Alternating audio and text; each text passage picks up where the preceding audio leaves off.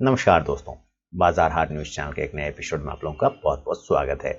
तारीख है 30 जनवरी 2022 और यहाँ पे 31 जनवरी 2022 यानी कि सोमवार के लिए बैंक निफ्टी का ऑप्शन एनालिसिस और बैंकिंग स्टॉक के एनालिसिस लेकर आपके सामने हाजिर हूँ।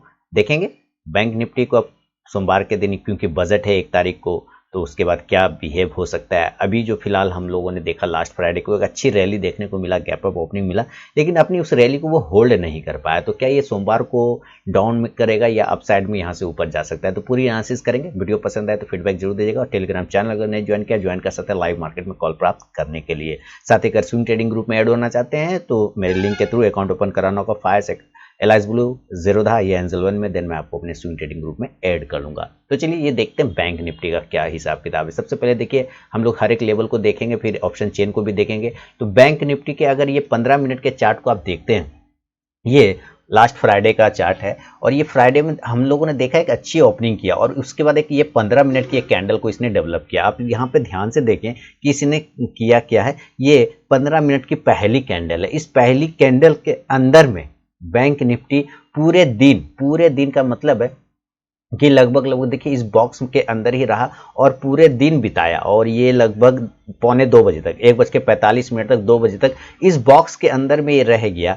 इसका मतलब है यहाँ पर आप लोगों में से जिन लोगों ने कॉल को बाय किया होगा उसका यहाँ पे प्रीमियम कम हो गया होगा। अचानक से यहाँ से कॉल, चाहे पुट को बाय करें या कॉल को बाय करें, दोनों ही कंडीशन में यहाँ पे आपको प्रीमियम कम होता हुआ दिख रहा होगा। यहाँ पर 2 बजे के आसपास में एक ब्रेकडाउन हुआ, यूरोपियन मार्केट ओपन होने के बाद, देन पुट के ओपन इंटरेस्ट में आपको एक अच्छा मूवमेंट बना होगा, एक अच्छा पोजीशन, एक अच्छा प्रॉफिट भी बना होगा। लेकिन मैंने चूंकि यहाँ पे कॉल दिया हुआ था निफ्टी का और मैंने प्रॉफिट भी बुक करवा दिया था, उम्मीद करता हूँ आप लोगों ने एंजॉय किया होगा उस प्रॉफिट को। अब ये रेंज जो बना रहा है ये कंफ्यूजन वाला रेंज है, देखिए है ना, ये कंफ्यूजन वाला रेंज है। यहाँ पे अभी बजट है, अब सबसे बड़ा इवेंट तो हमारे सामने बजट ही पड़ा हुआ है, तो हम बजट को देख लेंगे, उसके बाद का बिहेवियर होगा। लेकिन ये जो लोएस्ट पॉइंट बना, इस लोएस्ट पॉइंट को भी आपको ध्यान में रखना है, क्योंकि जब आप इस लोएस्ट पॉइंट से एक लाइन को ड्रॉ करेंगे तो आप यहां पर पाएंगे कि एक राउंडिंग टॉप जैसा पैटर्न बनाने की कोशिश कर रहा है बैंक निफ्टी। आप देखिए इस गैप को लगभग इसने फिल कर लिया। यहाँ पर एक जो गैप ओपनिंग हुआ था, ये यहाँ पे गैप डाउन हुआ था और उसके बाद इसको ये फिल किया, दोबारा से आया उसी जगह पे, उस गैप को ही ये मैनेज करने की कोशिश कर रहा है। तो अब हमारे लिए जो लेवल है कि अब यहाँ से जो गैप वाला एरिया, दूसरा गैप वाला एरिया, इस एरिया को हम पकड़ लेते हैं। तो इसका प्राइस आता है 37,400। देख के ध्यान से, 37,400। तो कहने का मतलब है कि जिस जगह पे हम क्लोज कर रहे हैं 37,687 के आसपास में क्लोजिंग चल रही है, 37,700 के आसपास में क्लोजिंग चल रही है ना, तो 37,687 को क्लोज करा। अब यहाँ जो ये लोएस्ट पॉइंट बना है, ध्यान देखिए ये जो रेड कैंडल है, इसका लो पॉइंट को अगर ये कल ब्रेक करता है नीचे के लेवल को, तो 37,600 के एरिया के आसपास में आता है। अगर वो 37,600 का एरिया 575 के एरिया को अगर ब्रेक करता है तो हम लोग सेल की तरफ में जा सकते हैं। अगर ये 37,600 से लेके 37,575 के लेवल को ब्रेक करता है नीचे की साइड में, तो जरूर हम सेल का पोजिशन बनाएंगे और टारगेट 37,400 का बनेगा। ये दिस इज टारगेट। अब ये टारगेट क्योंकि ये गैप बना हुआ है, आप यहाँ पे देख रहे हैं ये गैप बना हुआ है, इस गैप को ये फिल करने के लिए दोबारा से आ सकता है। तो ये 37,400 का एक टारगेट आपको बन सकता है। पहली बात कि ये पहला टारगेट होगा 37,400। तो यहाँ पे आप एक पुट ऑप्शन को अगर बाय करना चाहें तो आप पुट ऑप्शन को बाय करके चल सकते हैं और वो भी रहेगा 37,500 के स्ट्राइक प्राइस का। तो इंडेक्स नीचे आएगा तो ये पुट ऑप्शन ऊपर जाके प्रॉफिट देगा। अब कंडीशन है कि ये अगर ये 37,400 के पास में अगर होल्ड कर गया, अच्छी बात है। नहीं होल्ड किया तो यहाँ से इसने एक बॉटम बनाया था जो कि इस एरिया को टच किया था। अगर आप इस एरिया के लेवल को देखते हैं तो यहाँ पर से ये फिर ऊपर के साइड में बाउंस गया था। तो अगर ये नहीं होल्ड कर पाया 37,400 तो ये डायरेक्ट गिरेगा इस जगह पर, और इस जगह पर अगर वो गिरता है तो फिर इसका प्राइस हमें वहां पकड़ के चलना होगा जो कि इसका लोएस्ट पॉइंट आता है और यहां पर से बेस पॉइंट आता है, और इसका बेस पॉइंट पकड़ के चलेंगे तो ये आएगा 37,000 के आसपास में, 37,000 के आसपास में। तो अब यहां पर आपको दो चीजें समझ में आएगा कि पहला टारगेट आपको तो 37,400 बन जाएगा। अगर ये यहां पर प्रॉफिट बुक करना है तो कुछ क्वांटिटी का प्रॉफिट बुक करिए और बाकी क्वांटिटी को आप रेस्ट कर रही है कि अगर ये 37,400 के नीचे सस्टेन कर गया तो ये अगला टारगेट आपको 37,200 तक का भी दे सकता है। अगर आपको 37,400 के नीचे ये होल्ड करता हुआ रख गया तो 37,200 का नेक्स्ट टारगेट देगा और फिर 37,000 के 100,000 के पास भी आता हुआ दिख सकता है, जो कि हमारा ये सपोर्ट एरिया था जहां से बैंक निफ्टी ने एक अच्छा मूव दिखाया था। तो देन ये पुट ऑप्शन जो 37,500 है आपको और अच्छा प्रॉफिट बना के दे सकता है। तो ओवरऑल मैंने अभी आपको एक सिनेरियो बताया कि कहां पे आपको सेलिंग बन सकता है, प्रेशर कहां पे आ सकता है। मान लीजिए ऐसा कंडीशन नहीं होता है और बाइंग के साइड में जाने की कोशिश करता है, क्योंकि जिस तरह से यहाँ से इस तरह से ये होल्ड किया और इस तरह से होल्ड करने के बाद ऐसे गिर गया, अब हो सकता है यहाँ पर इस तरह से होल्ड करे और फिर इस तरह से ऊपर चला जाए। ये दो कंडीशन हो सकता है, यहाँ पे इस तरह से। अब ये ऐसा क्यों हो सकता है, यहाँ पे इस तरह से हो सकता है क्योंकि अगर आप यहाँ पर से एक एरिया को ड्रॉ करते हैं, अगर आप ये लाइन को ड्रॉ करते हैं तो आप देखें, हम लोग तो चार्ट को देख के बात करेंगे, तो यहाँ पर से पिछले रेजिस्टेंस एरिया यहाँ हमारा था जो कि हाई प्राइस था, आप देखिए एक लाइन यहाँ से ड्रॉ कर देते हैं। तो जब ये लाइन ड्रॉ करते हैं तो ये था 25 तारीख का, 25 जनवरी का। इसका हाई प्राइस अगर हम पकड़ के चलते हैं तो 37,788। राउंड नंबर की अगर हम पकड़ के बात चलते हैं तो 37,800। क्या आ गया, 37,800। हम क्लोजिंग कर रहे हैं 37,700 के आसपास में। तो जब तक हम 37,800 के ऊपर सस्टेन नहीं करें, जब तक हम 37,700 के ऊपर सस्टेन नहीं करें, हम बाय नहीं करेंगे। यानी कि अगर आपको बाय करना होगा तो आप 37,800 के ऊपर आप बाय करेंगे, ये लेवल आपका बाइंग हो जाएगा और टारगेट फिर अप साइड में इस तरह से चलेगा। तो सबसे पहला ये लोअर एरिया जो है, बॉक्स का लोअर एरिया, इसको पकड़ने की कोशिश करेगा। तो उसके पहले हमारा टारगेट आएगा 38,000 और 38,100 का, यानी कि 37,800 के ऊपर बाय करेंगे, टारगेट होगा 38,000, 38,000 और 38,100। ये हमारा टारगेट यहां से बन सकता है। देन आप यहां से एक कॉल ऑप्शन को बाय करने की कोशिश करें तो जरूर कर सकते हैं। कॉल ऑप्शन आप 37,800 का भी ले सकते हैं और 38,000 का भी कॉल ऑप्शन लेके चल सकते हैं। इंडेक्स ऊपर जाएगा तो ये कॉल ऑप्शन भी ऊपर जाके प्रॉफिट देगा।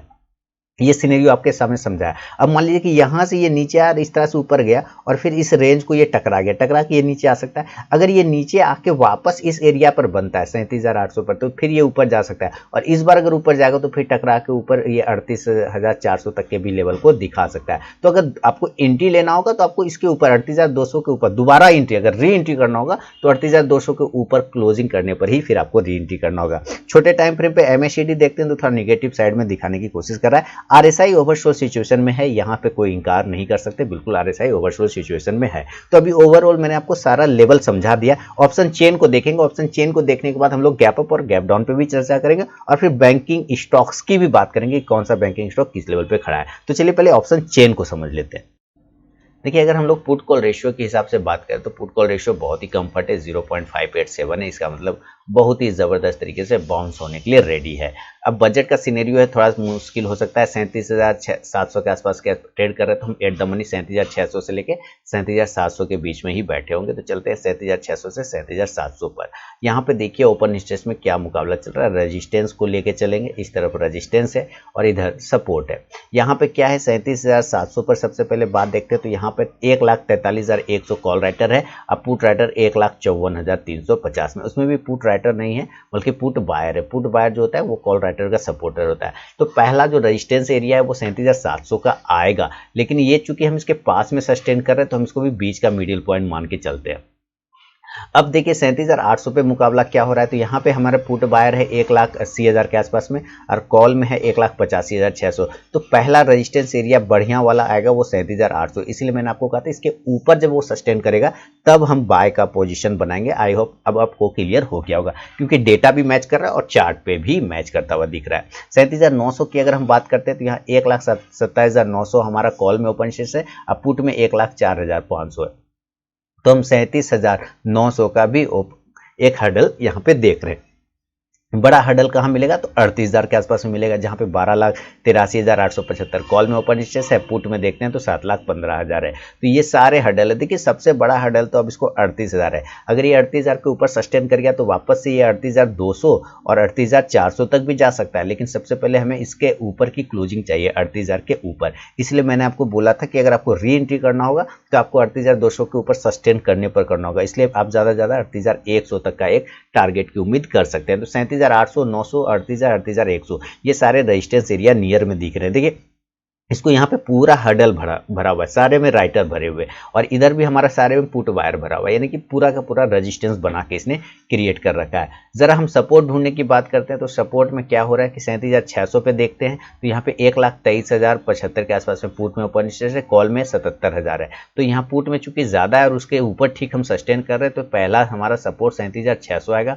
बढ़िया सपोर्ट हमारा 37,500 पे मिलेगा, यहाँ पे ज्यादा होगा। 6,23,825 के आसपास में ओपन इंटरेस्ट है पुट में में कॉल में देखते हैं तो 5,06,000 के आसपास में, तो 37,500 पर किसी एक स्ट्राइक प्राइस पे हायर ओपन इसी एरिया पे बैठा है 37,500। इसके नीचे टूटने पे आपको जरूर 37,400 मिल जाएंगे, जो मैंने आपको टारगेट भी दिया था 37,600 के नीचे सेलिंग करने के लिए, 37,400 का टारगेट के लिए। कारण कि यहाँ पे 500 को जैसे ही तोड़ेगा, क्योंकि मुकाबला 500 पे बराबरी का लगभग चल रहा है। अब 37,400 पे देखते हैं तो 94,000 पुट में ओपन है, कॉल में है 34,800। तो हम ये कह सकते हैं कि 37,400 हमारा एक बढ़िया सपोर्ट है, वहां से बाउंस हो सकता है। इसलिए री एंट्री आपको 37,400 के नीचे क्लोजिंग करने पर ही दोबारा सेल का पोजिशन बनाएंगे, तब जाके हमारा टारगेट 37,300 तक आ सकता है। तो नियर में अगर हम देखें तो 37,300, 400, 500, 600 हमारा एक अच्छा सपोर्ट है। और अगर ये 37,400 को नीचे ही सस्टेन कर गया तो आपको बढ़िया सपोर्ट फिर कहाँ मिलेगा, वो 37,000 के आसपास में मिलेगा, जो मैंने आपको दिखाया था। 37,000 पे देखते हैं तो 9,36,36,275 के आसपास में ओपन इंटरेस्ट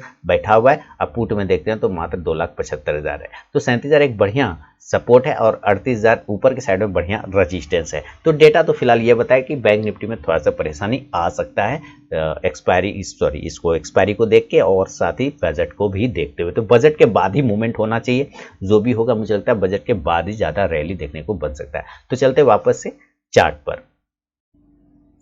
अब सवाल उठता है कि अगर ये गैप अप खुल गया तब हमें क्या सिचुएशन में हैंडल करना होगा।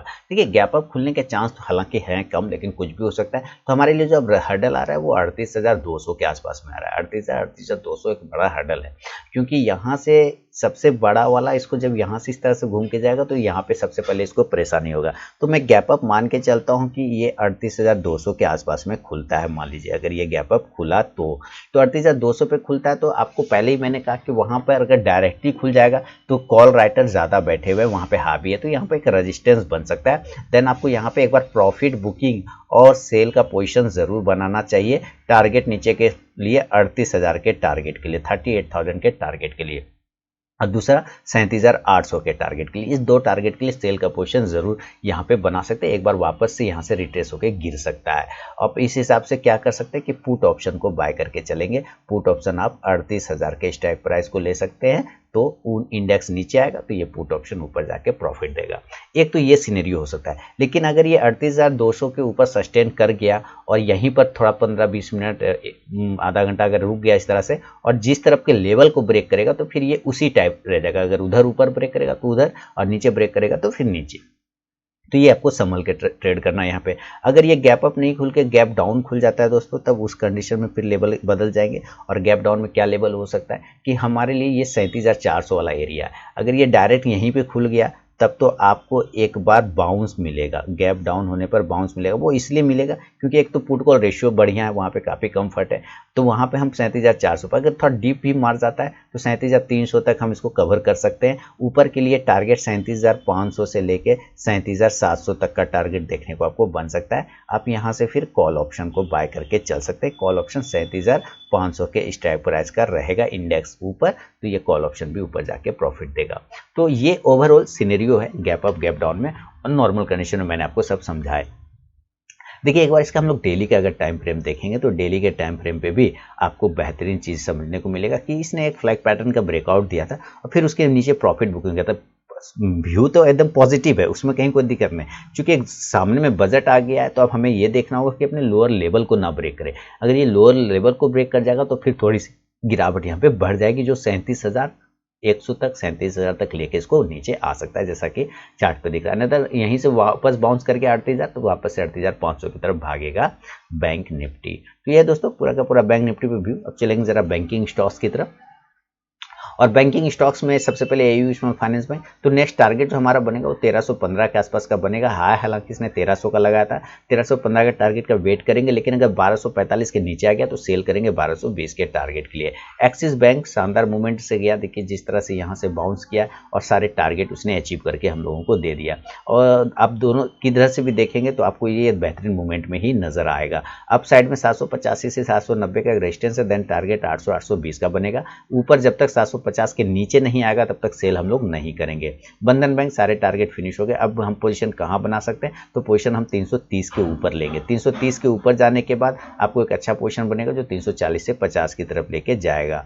Bank of Baroda same condition से देखिए 106 से 7 का टारगेट वो भी कंप्लीट हो चुका है। अब हमारा पोजीशन बनेगा 108 के ऊपर। जब तक 108 के ऊपर नहीं जाए तब तक बैंक ऑफ बड़ौदा में पोजीशन नहीं बनाएंगे। बैंक ऑफ इंडिया इसने भी काम कर दिया 58 वाला, इसने हाई जो लगाया था लगभग 57.45 पैसे का, अब 58 के ऊपर क्लोज करेगा देन 60 के टारगेट बनेंगे बैंक ऑफ इंडिया में। केनरा बैंक ने भी काम कर दिया लेकिन 245 से लेकर 50 का हमारा एक हडल है, टारगेट 243.90 दिया 44 के आसपास में। अब हमारा रेजिस्टेंस एरिया आ रहा है 245 से 250, इसके ऊपर अगर ये रुक गया तो फिर आपको 300, 275 से 300 का शॉर्ट टर्म टारगेट भी दिखा सकता है। नीचे 235 ब्रेक करता है तो 230 से 228 के टारगेट इंट्राडे में दिखाएगा। सिटी यूनियन बैंक ऊपर के टारगेट 150 का वेट करके अभी भी चल सकते हैं।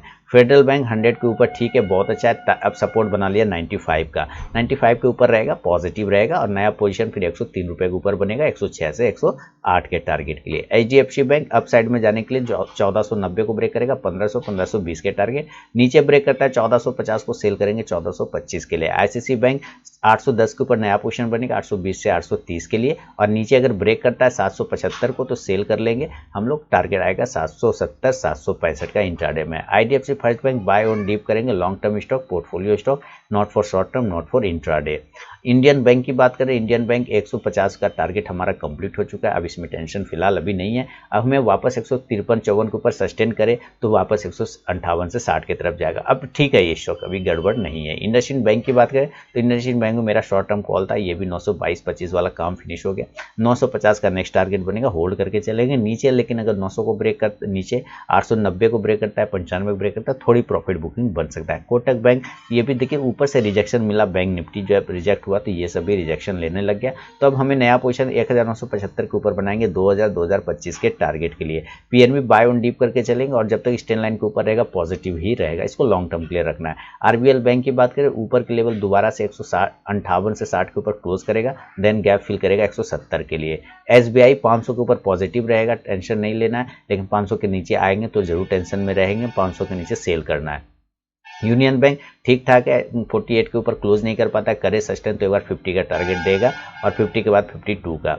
यस बैंक 15 रुपये के ऊपर मूवमेंट करेगा, उसके पहले बिल्कुल भी नहीं है। तो ये दोस्तों बैंक निफ्टी और बैंकिंग स्टॉक पर पूरा का पूरा मेरा व्यू, पसंद आया तो जरूर फीडबैक दें और लाइव मार्केट में कॉल प्राप्त करने के लिए टेलीग्राम चैनल ज्वाइन कर सकते हैं। मिलूंगा नेक्स्ट वीडियो में, तब तक के लिए बहुत बहुत धन्यवाद।